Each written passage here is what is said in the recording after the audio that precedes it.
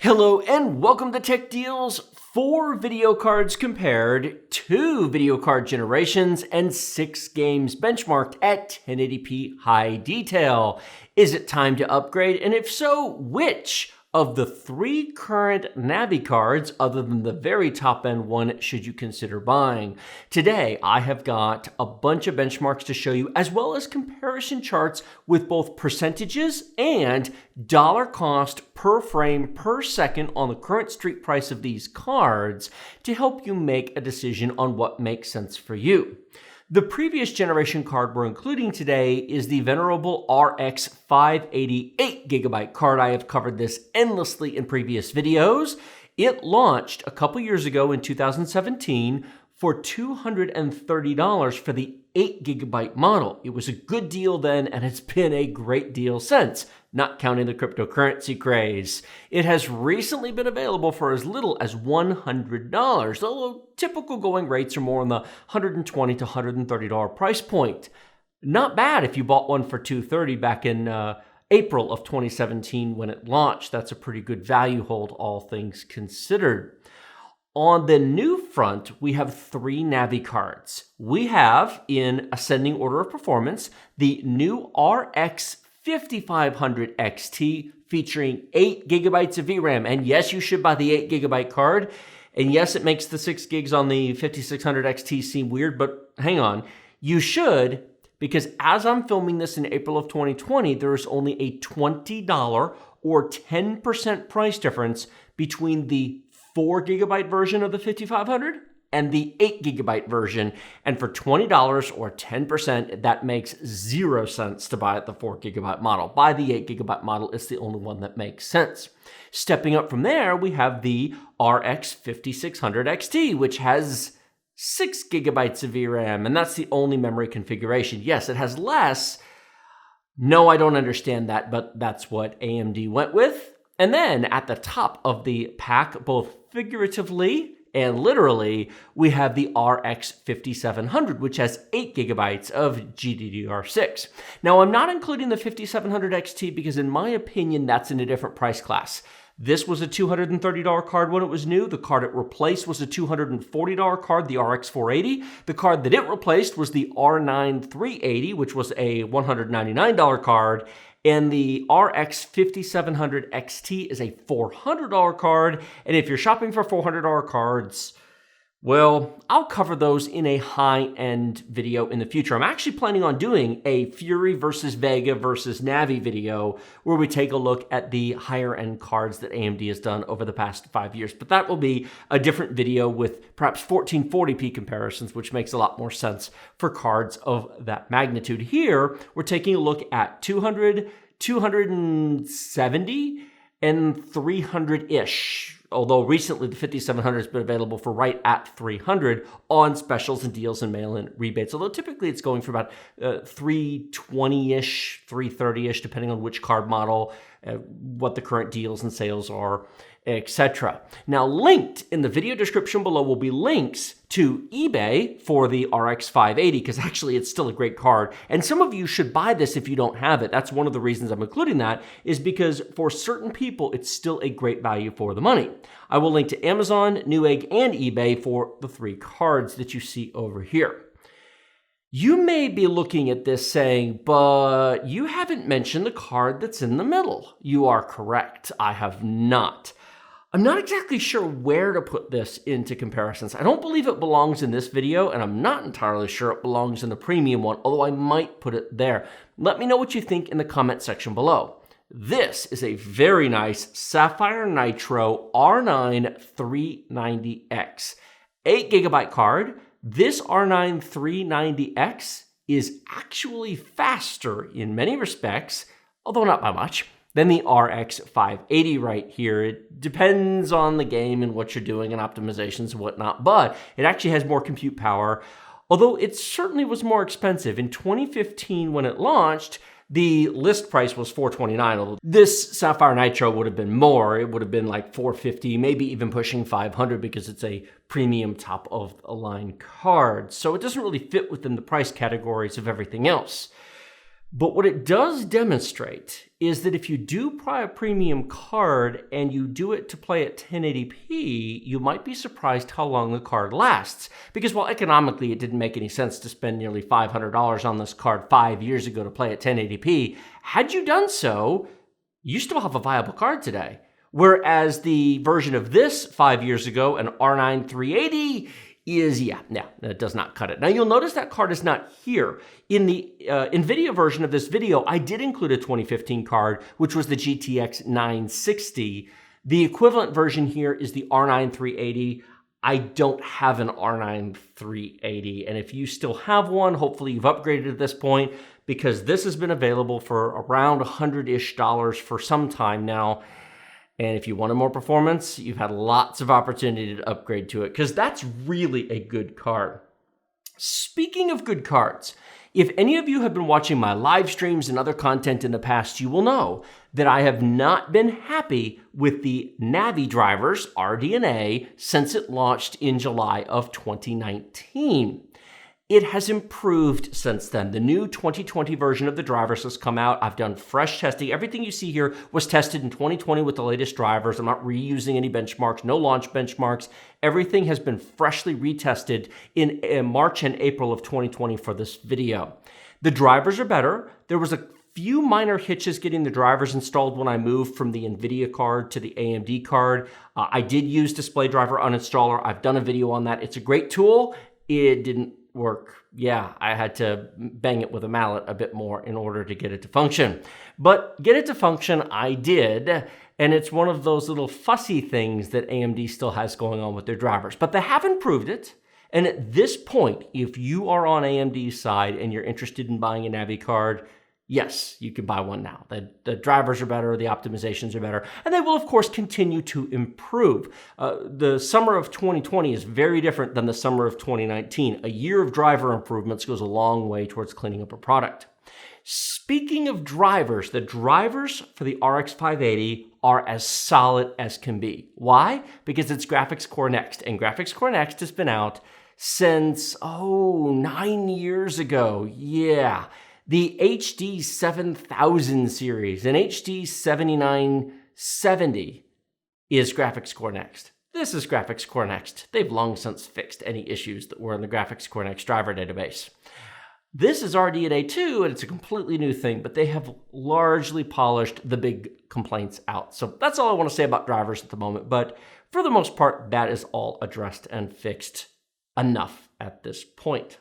I do hope you all stick around after the benchmarks. I'll have some additional thoughts and some value suggestions here amongst these cards. The only other thought I want to leave you with here is we are focusing on 1080p high detail, which is what I think these cards are appropriate for. Yes, I know we're verging into 1440p detail here, but my aim is 3+ years of gaming. The question is, had you bought this almost 3 years ago, yes, you've had 1080p high detail for 3 years. These should be 1080p high detail for 3 years just fine.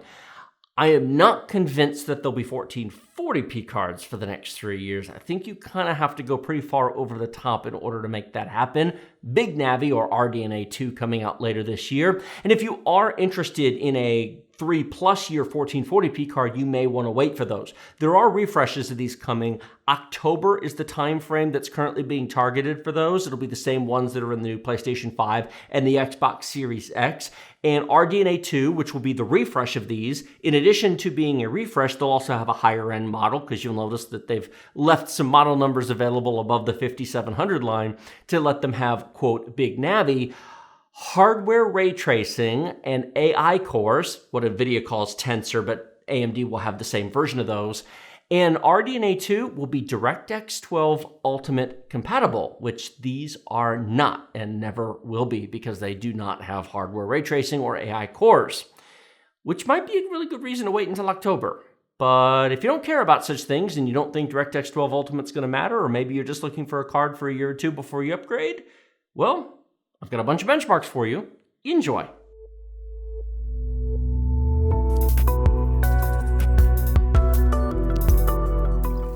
Our first benchmark today is Borderlands 3, and oh boy, do we have some performance numbers for you. On the top of the screen in the upper left-hand corner, we have the RX 580. In the upper right-hand corner, we have the RX 5500 XT.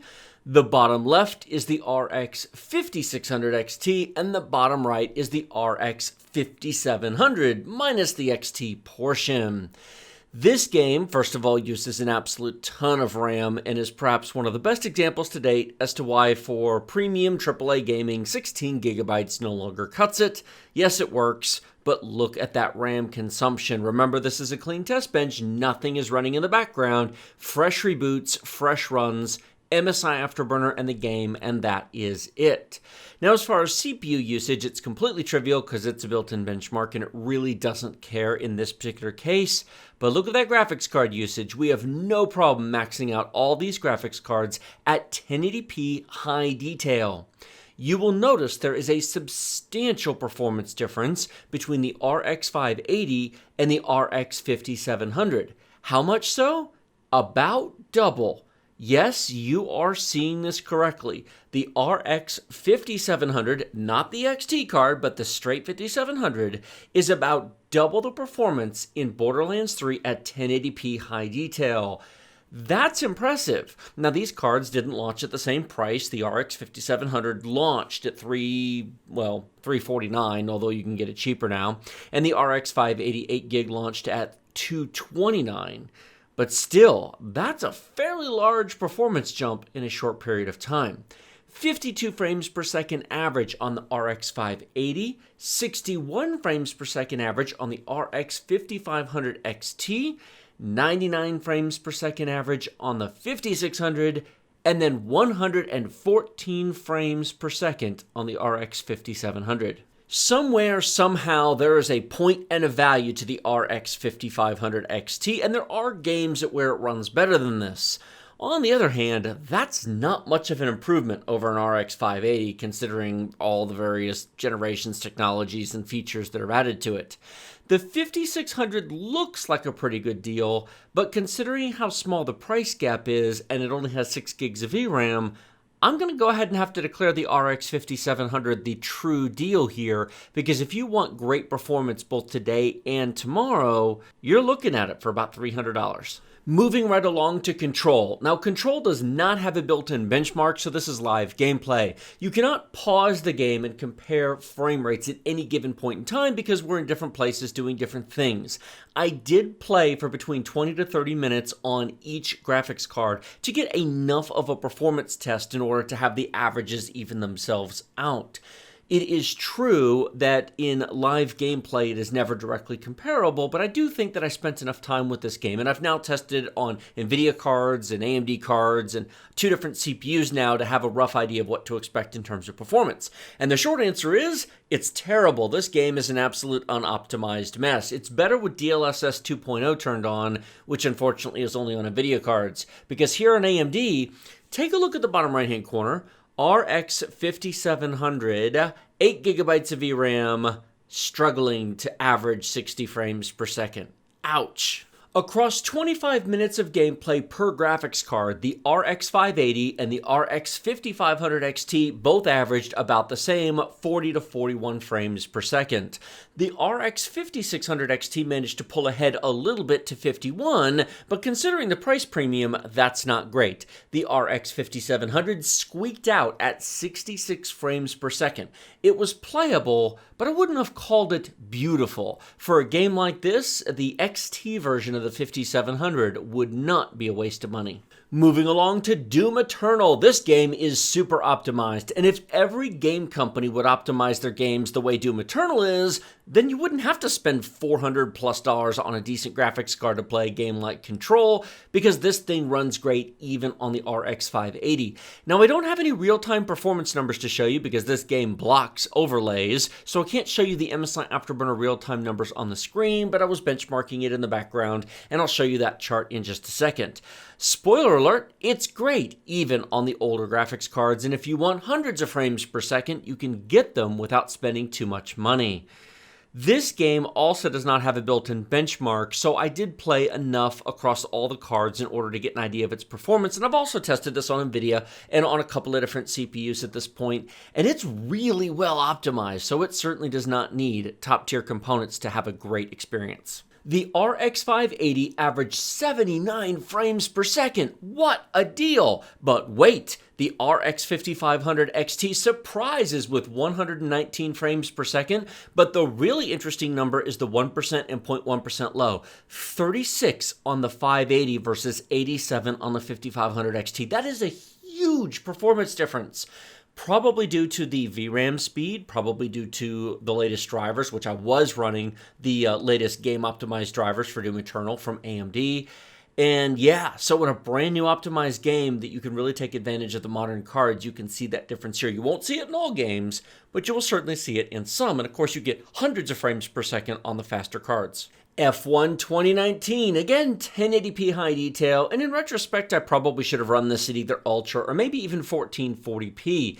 Take a look at the upper left-hand corner. The RX 580 has no problems whatsoever. Racing games like this usually, but not always, tend to be fairly well optimized. There's not that much going on besides the track and the scenery going by, so there's no performance issues whatsoever, even on older cards. I ended the footage of the benchmark run early because I think you get the point. 119 frames per second average on the RX 580, 97 1% low, 77.1% low. This thing runs great. The newer graphics cards are nice, but do you really need 230 frames per second? Well, I suppose somebody out there wants it, but the truth of the matter is, you're either going to run at higher resolutions, or for games like F1 2019, you just don't need newer cards. Moving to a much more demanding game, we have Ghost Recon Breakpoint, and this time I'm using the game's built-in benchmark so you can do a side-by-side, frame-by-frame, scene-by-scene comparison. There are pros and cons to built-in benchmarks versus live gameplay I've discussed in previous videos.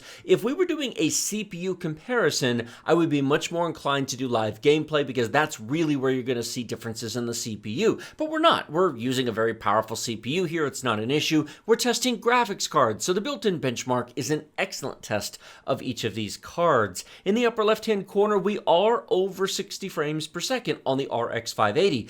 That's impressive considering Ghost Recon Breakpoint is not the most optimized game of the past year, but at 1080p high detail, it's both beautiful and reasonably smooth. The 1% and 0.1% low numbers aren't quite there, but it certainly is not bad. 72 frames per second average on the RX 580, but the 1% low did not hold 60. I would strongly recommend an RX 5700 for this. Yes, the 1% low is the same between the 5600 XT and the 5700, but that extra 2 gigabytes of texture RAM for what is honestly not that much more money, I think is a better long-term value. The 5500 XT certainly does fine. 85 frames per second average, 64 1% low. But remember, this is a built-in benchmark. In intense combat and live gameplay, these numbers can and will dip a little bit lower. So the more graphics card you buy, the better off you are overall. But overall, very good showing from Ghost Recon Breakpoint. World of Tanks, a little bit of a different game to show you. We're running the Encore 2.0 benchmark with ray tracing, except obviously we have no ray tracing enabled because none of these cards have RT cores. You'll have to wait for RDNA 2, otherwise known as Big Navi, for that. However, it is an intense benchmark, and this version, which is an updated version of the benchmark, does reasonably reflect what you can expect to see in the game itself. 1080p ultra detail here because there is no high detail setting for the built-in benchmark, but well, frankly, it looks beautiful and runs really well. The RX 580 in the upper left-hand corner has no problem running nearly 100 frames per second, even here with the water and the tank driving overhead. It'll be faster in some places, slower than others, but if you're looking for that 60 to 100 frame per second performance level, then a several-year-old RX 580 will absolutely do the job without any problem whatsoever. Do you have a 144 Hz monitor? Do you play competitively in multiplayer and you want very fast reaction times and incredibly quick response from the game? Well, then you certainly are going to want a faster card, but you're going to want to skip that 5500 XT because if you want 144 frames per second, you need more graphics card than that. We averaged just over 100 frames per second on the two bottom end cards, but we averaged between 150 to 177 frames per second on the 5600 XT and the 5700. The 1% low was at 100 and 117. If you do have a 1080p 144 Hz monitor and you play competitive online multiplayer games like World of Tanks, you may want to consider buying a faster graphics card because an RX 580 or an RX 5500 XT is not going to run even free-to-play games like World of Tanks at 144 frames per second. A 5700 XT, which is not on this chart, actually might be worth the money if you are a very competitive gamer. Dollar cost per frame per second. This gives you an idea of the relative value of each card with the average of 6 games with the average frame rate divided against the card's current going price. The RX 580 8GB can currently be had for about $120 on eBay in the United States, which actually makes it the value deal here at just $1.54 per frame per second. But that doesn't matter if it doesn't play your favorite game at an acceptable level of performance. While the new cards do cost a little bit more, it's amazing how even the number is across. $2.11 for the 5500 XT, $2.15 for the 5600 XT, and $2.19 for the 5700 straight 8GB card. Now, I'm basing that on $200, $270, and $320. If you get the cards for less or you have to pay more, it will certainly affect the numbers. But what this means is that if you choose to buy the more powerful RX 5700, you are getting a deal because you're getting the value for the money while also getting extra performance, which matters not just for higher frame rates today, but for future games as well. So the card will last longer, but you're really not paying a premium to get that extra performance, unlike NVIDIA. If you have an RX 580 and you are thinking of upgrading, the RX 5500 XT is really not worth it. It is 22% faster for having to buy a whole new graphics card. That really doesn't make any sense. The 5500 XT might make sense if you had like a 5 or 7-year-old video card, a basic video card, or no video card at all, but it certainly is no upgrade over the 580. The 5600 XT is 61% faster, and if you get a really good deal on it, if you find it cheaper than 270, if it's like $249 or $239 maybe after mail-in rebate, it might be worth considering. At 1080p, 6GB will still be fine in terms of VRAM for a little while longer, maybe another 2 years or so before 6GB really stops being enough. On the other hand, the RX 5700 with 8GB of GDDR6 on board is 87% faster. If you have an RX 580, an RX 5700 is a solid upgrade with a ton of additional performance and should last you for a number of years to come at 1080p and for many games at 1440p as well. Welcome back. Thank you all of you who watched all of those benchmarks. 2 gold stars for all of you. It is greatly appreciated. Value equation time. The RX 580 is a great card. However, the graphics core next line, which is the underlying architecture, has been going strong for nearly a decade now, and development of it has now ended since RDNA, and a whole new architecture and a whole new direction has now come out. What this does mean is that the AMD fine wine technology, which a lot of you have heard of, and if you hadn't, it simply means that AMD cards tend to get better over time, which is partly because their architectures last longer than NVIDIA's do, is not necessarily going to continue because AMD is not going to throw huge sums of money and dozens of developers to continue to optimize future driver releases for future games on old cards they no longer are selling. Well, they are today, but it's wrapping up. One of the reasons why the 5500 XT has come out is the 5500 XT is really the replacement in many respects for the 580 in terms of price, in terms of performance. There's no sense in buying a 580 new at this point. Currently, these are running about $170 on Newegg or so. The 5500 XT is running $200, and for $30 difference, this makes no sense whatsoever. You get a newer revision card, you get a newer architecture which will be supported for a longer period of time, you get a card that is at least as fast, as you saw in the benchmarks. In some games, Ghost Recon Breakpoint, it is not tremendously faster than a RX 580.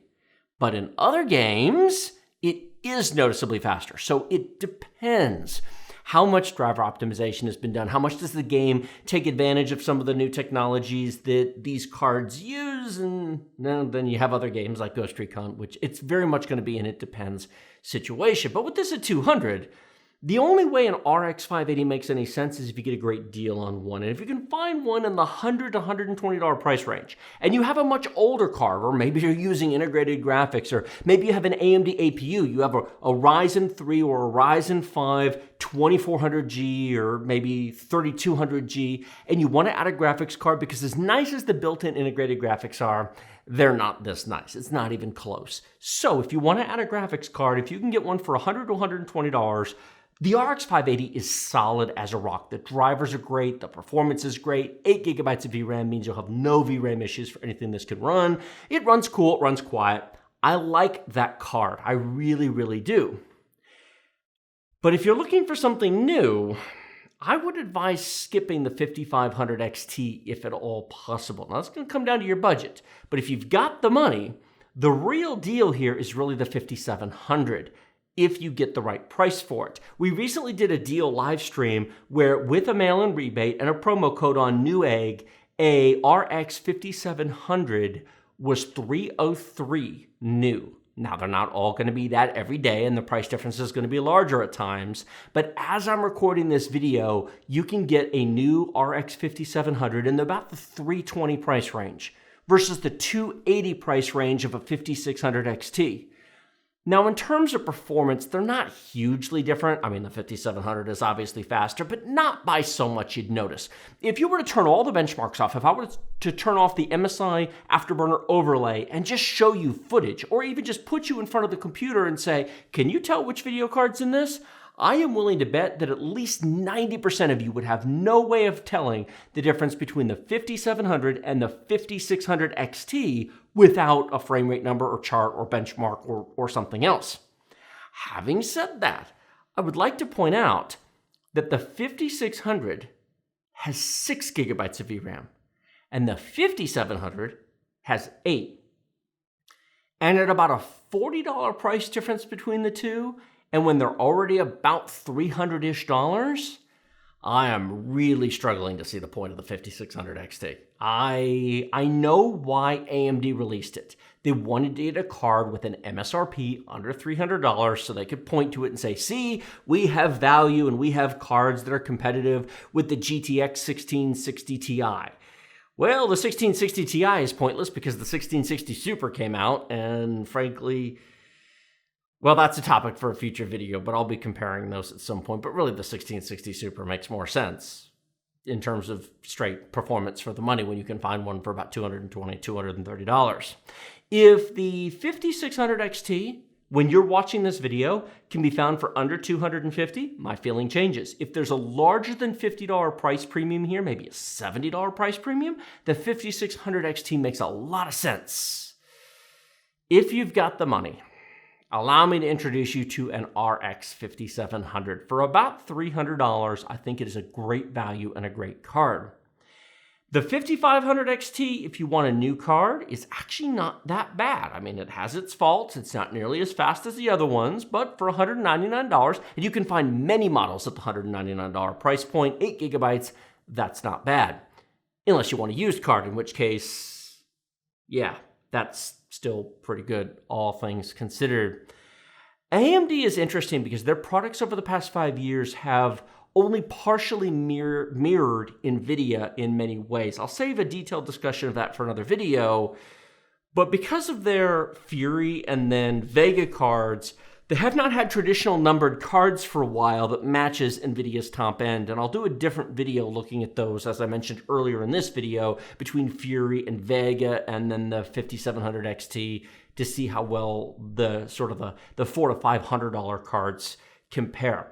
Let me know in the comment section if you want the R9 390X included in that premium, because this was a $450 card 5 years ago. Do you want that included with, well, granted it was out at the same time as Fury, but let me know. Comment section.